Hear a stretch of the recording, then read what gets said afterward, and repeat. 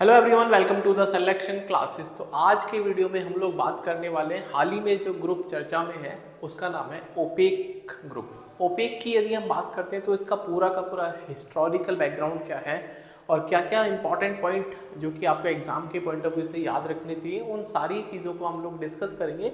छोटा सा वीडियो ये रहेगा लेकिन बहुत इन्फॉर्मेटिव ये वीडियो रहेगा। तो सारे एग्जाम्स में कहीं ना कहीं जहाँ पे जीके इंपॉर्टेंट है या फिर करंट अफेयर्स इंपॉर्टेंट है उसके लिए ये वीडियो इंपॉर्टेंट है। और डेली बेसिस पे सिलेक्शन क्लासेस पे आपको कंटेंट मिलता है जहाँ पे हम करंट अफेयर्स को कवर करते हैं, स्टैटिक जीके को कवर करते हैं और मैथ्स को भी कवर करते हैं। ठीक है, तो शुरू करते हैं आज की वीडियो। तो आज हम बात करने वाले हैं ओपेक के बारे में। तो सबसे पहले ओपेक जो कंट्री है उनका फुल फॉर्म क्या है, मतलब ओपेक का फुल फॉर्म क्या है। तो इसका फुल फॉर्म है organization of the petroleum exporting countries. बोले तो वो कंट्रीज जो कि क्रूड ऑयल को एक्सपोर्ट करती है। तो मेजरली जो कंट्रीज हैं वो मिडिल ईस्ट की कंट्रीज हैं जो कि एक्सपोर्ट करती हैं क्रूड ऑयल को। तो ओपेक का इस्टेब्लिशमेंट की जो ज़रूरत है वो बेसिकली इसीलिए हुई कि जो क्रूड ऑयल के रूल्स एंड रेगुलेशंस को वो जो ऑर्गेनाइजेशन है वो कंट्रोल करना चाहती है कि कितना प्रोडक्शन करना है, क्या प्राइसेस करने, वो सारी चीज़ों को लेके एक कॉन्फ्रेंस होती है जिसका नाम है बगदाद कॉन्फ्रेंस। क्या नाम है इसका? Baghdad conference. तो बगदाद कॉन्फ्रेंस होती है। अब बगदाद कॉन्फ्रेंस में ही ये डिसाइड होता है कि एक ऑर्गेनाइजेशन बनाई जाएगी जिसका नाम ओपेक रखा जाएगा। क्या नाम रखा जाएगा? ओपेक रखा जाएगा। अच्छा, तो ये कॉन्फ्रेंस कब होती है? ये होती है 1960 में। कब होती है? 1960 में।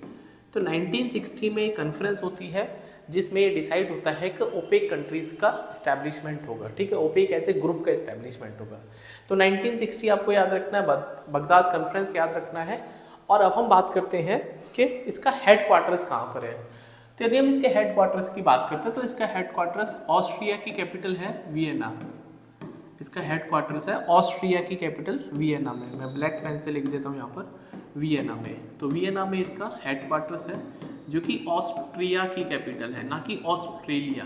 तो ऑस्ट्रिया की कैपिटल वियना है। और आप मुझे कमेंट करके जरूर बताइए एक और इंटरनेशनल ऑर्गेनाइजेशन है जिसका हेड क्वार्टर्स वियना में है। ठीक है, तो इतनी बात समझ में आती है। उसके बाद की जो इंपॉर्टेंट चीज़ें हैं उसको डिस्कस करते हैं।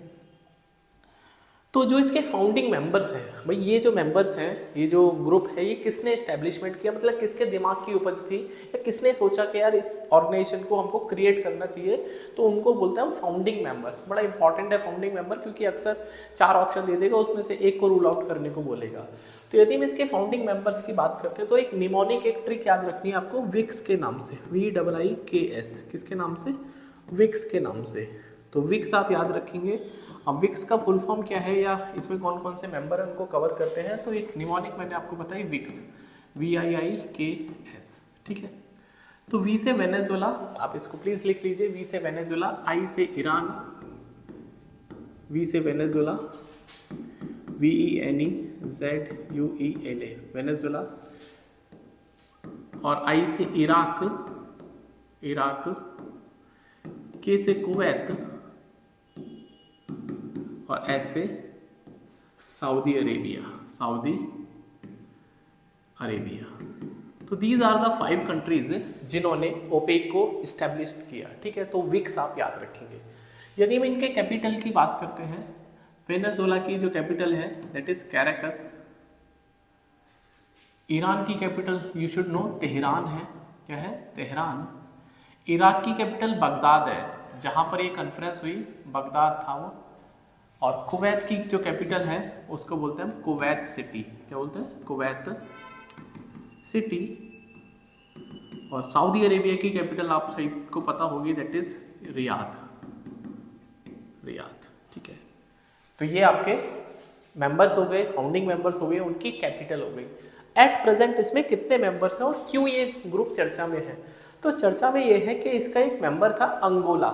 यहाँ पे आप देख पा रहे होंगे अंगोला। तो अंगोला ने अभी इस ग्रुप को लेफ्ट कर दिया है, तो इसीलिए ये ग्रुप जो है वो चर्चा में आ गया। तो अंगोला ने इसको लेफ्ट कर दिया, इस ग्रुप को छोड़ दिया। तो एट प्रेजेंट इसमें कितने मेंबर हैं, तो अगर हम बात करते हैं इसमें मेंबर में, तो एट प्रेजेंट इसमें 12 मेंबर्स हैं। कितने मेंबर्स हैं? 12 मेंबर्स हैं। तो आइए मैं आपको बता देता हूँ वो कौन कौन से मेंबर्स हैं, क्योंकि ये जो मैप है ये अपडेटेड नहीं है, तो मैं आपको अपडेटेड कंट्रीज बताता हूँ कौन कौन से इसमें मेंबर्स हैं। तो ये सारी चीज़ें आप स्क्रीनशॉट ले सकते हैं। तो अगर हम बात करते हैं इसके मेंबर्स के बारे में, कौन कौन से मेंबर्स हैं इसमें, तो 5 जो मेंबर्स हैं जिनको हम बोलते हैं फाउंडिंग मेंबर्स, वो तो ऑफकोर्स रहेंगे ही रहेंगे।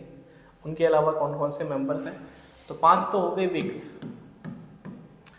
तो 5 हो गए। उसके बाद एक कंट्री है लीबिया। हाँ, लीबिया आप देख पाएंगे मैप में, ये रहा लीबिया। एक कंट्री है अल्जीरिया, तो ये अफ्रीकन कंट्री है लीबिया, अल्जीरिया। उसके बाद एक और कंट्री है राइम में नाइजीरिया। उसके नीचे आप एक और कंट्री देख पाएंगे equatorial Guinea, GUI equatorial Guinea. तो 4 हो गए भाई, 5 तो ये हो गए, 7 और करने हैं, तो 4 हो गए। उसके बाद एक है DRC, democratic Republic of Congo. एक ये कंट्री हो गया, 1 2 3 4 5। उसके बाद एक और कंट्री है गैबोन। क्या है? गैबोन। और गैबोन के बाद में एक और कंट्री है UAE। तो कुल मिला के 12 कंट्रीज मैंने आपको गिनाई। यदि हम इनके कैपिटल की बात करते हैं तो आप मेरे साथ रिवाइज करेंगे कैपिटल। लीबिया की कैपिटल है त्रिपोली। क्या नाम है इसका? त्रिपोली। क्या नाम है? त्रिपोली। रिसेंटली ये भी चर्चा में था कि वहाँ पे बाढ़ आई थी एक। उसके बाद अल्जीरिया, अल्जीरिया की कैपिटल है अल्जियर्स। क्या नाम है इसकी कैपिटल का? मैं यहाँ पे यहाँ लिख देता हूँ नीचे, 1 मिनट, कहाँ लिखूँ? ऊपर लिख देता हूँ, अल्जियर्स, ALGIERS। तो लीबिया और अल्जीरिया दोनों ही अफ्रीकन कंट्रीज हैं, और अल्जीरिया एरिया वाइज सबसे बड़ी कंट्री है अफ्रीका की, राइट। नाइजीरिया की कैपिटल है अबूजा। क्या? जैसे अंबुजा सीमेंट है, तो अंबुजा में से एम हटा दो, अबूजा। क्या नाम है इसका? अबूजा। मैं इस लाइन को इरेज करता हूँ, ठीक है। इसका कैपिटल का नाम है अबूजा, राइट, अबूजा। उसके बाद इक्वेटोरियल गिनिया की कैपिटल है मालाबो। क्या नाम है? मालाबो, राइट। ये DRC की कैपिटल है, DRC की जो कैपिटल है, DRC की कैपिटल मुझे चेक करना पड़ेगा, अब एक बार नेट पे देख के इसको कमेंट करना। गैबोन की कैपिटल है लिबरविले, LIBERVILLE, लिबरविले। UAE की कैपिटल सबको पता है अबू धाबी। तो ये 12 कंट्रीज हैं। तो 12 कंट्रीज का आपको नाम याद होना चाहिए, फाउंडिंग मेंबर्स याद होने चाहिए, एस्टैब्लिशमेंट ईयर याद होना चाहिए, कॉन्फ्रेंस याद होना चाहिए। और मैप में यदि हम देख पाते हैं तो इक्वाडोर अभी इसका मेंबर नहीं है, तो आप इक्वाडोर को रिमूव कर देंगे। तो एक तो वेनेजुएला हो गया, Nigeria, Algeria, Libya, Equatorial Guinea, Gabon, DRC, Angola भी अभी इसका मेंबर नहीं है, इसको हटा देते हैं। Iraq, Iran, Saudi Arabia, Kuwait और यूनाइटेड अरब अमीरात। तो 1, उसके बाद 2 3 4 5 6 7 8 9 10 11 12, तो 12 कंट्रीज हैं। एक और ग्रुप है जिसको बोलते हैं ओपेक प्लस। किसको बोलते हैं? OPEC plus. अच्छा, ओपेक प्लस का मतलब क्या है? ओपेक प्लस, तो ओपेक प्लस वो कंट्रीज हैं, वो उनका एक संगठन है जो कि क्रूड ऑयल को एक्सपोर्ट तो करते हैं, पेट्रोलियम को एक्सपोर्ट तो करते हैं, लेकिन ओपेक का मेंबर नहीं है। ओपेक के मेंबर नहीं है, तो इसमें 10 कंट्रीज हैं। कितनी कंट्रीज हैं? 10 कंट्रीज हैं इसमें। कितनी कंट्रीज हैं? 10 कंट्रीज हैं ओपेक में। तो कौन कौन से हैं? तो आप देख पाएंगे ये जो ग्राफ या इन्फोग्राफिक है, ये तो ओपेक के मेंबर्स हैं, ये जो हमने बना रखे हैं, और ये ओपेक प्लस है। इनका क्या नाम है? ओपेक प्लस, ठीक है। तो इसमें सबसे बड़ा जो कंट्री आपको दिखाई दे रहा है रशिया।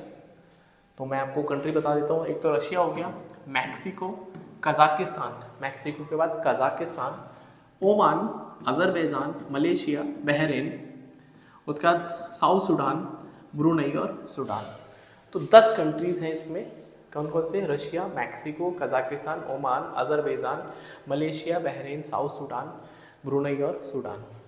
और यदि हम बात करते हैं ओपेक में, सऊदी अरेबिया सबसे बड़ा है इसमें, आप देख पाएंगे 10.5, ये 2.28.4 मिलियन बैरल पर डे है ना, तो सबसे बड़ा इसमें सऊदी अरेबिया। फिर इराक हो गया, UAE हो गया, कुवैत हो गया, ईरान हो गया, अंगोला, अंगोला को अभी बाहर करेंगे क्योंकि इसने छोड़ दिया ग्रुप।